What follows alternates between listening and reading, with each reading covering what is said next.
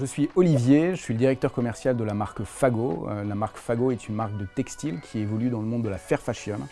On travaille sur 3 grands réseaux de distribution depuis maintenant 13 ans. Notre réseau web, qui est le réseau historique, notre réseau wholesale, avec à peu près 400 revendeurs en France, et notre réseau retail, qui aujourd'hui est composé d'une trentaine de boutiques et corners en France. Donc les différentes problématiques qu'on avait, c'était d'écouler un stock qui était donné de la meilleure façon, et la meilleure façon, c'est en respectant des indicateurs commerciaux, que peuvent être la marge, que peut être le taux de remise moyen, que peuvent être l'écoulement des stocks, et des indicateurs de mission qui vont être de dire il faut se séparer du stock le mieux possible pour éviter d'avoir des reliquats de stock qui, eux, seront en promotion de façon très forte, ce qui pourrait être contraire à notre mission. L'idée quand on construit des plans de promotion sur les sols, c'est qu'il faut attribuer en première des marques, deuxième des marques, troisième des marques, des taux de remise sur certains produits. C'est une action qu'on faisait clairement au nez au début. Il fallait quelque chose d'un petit peu plus structuré qui s'appuie sur des faits, sur quelque chose de réel et sur quelque chose de factuel. Et c'est pour ça qu'on a fait appel à Vertigo. Vertigo nous a un peu ouvert les yeux sur la capacité d'aller beaucoup plus loin dans l'analyse de cycle de vie d'un produit.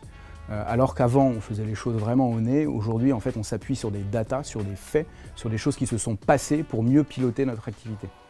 La première donnée qui est quantifiable et qui est le résultat du travail qui a été réalisé par Fago et Vertigo, ça a été sur la façon dont on achète nos produits. Alors qu'à l'époque, pour avoir des sols qui étaient efficaces commercialement, il fallait acheter, pour vendre 140 produits, puisqu'on maîtrisait mal la façon dont bien écouler le produit. Grâce à Vertigo, aujourd'hui, on va acheter 110 pour vendre 100. Donc on a baissé nos achats de 20%, alors que la performance commerciale, elle, reste exactement la même. Ce qui, pour la planète, est le mieux, puisqu'on achète beaucoup moins de produits, on crée beaucoup moins de matière, pratiquement 20%, pour avoir le même résultat financier. Le second effet bénéfique, c'est le pilotage de la marge et le pilotage des taux de remise. Alors qu'à l'époque, on pilotait un taux de remise un petit peu au nez, aujourd'hui, on va dire au système nous voulons avoir un taux de remise moyen sur nos 4 semaines de solde de 30%. Et aujourd'hui, la première session qu'on a eue sur la collection SS21 a donné raison au modèle, puisque ce 30% a été parfaitement respecté. Troisième effet, c'est sur le taux de marge. On voulait gagner un petit peu plus d'argent sur chacune de nos ventes. Donc il y a un effet mécanique avec la baisse du taux de remise.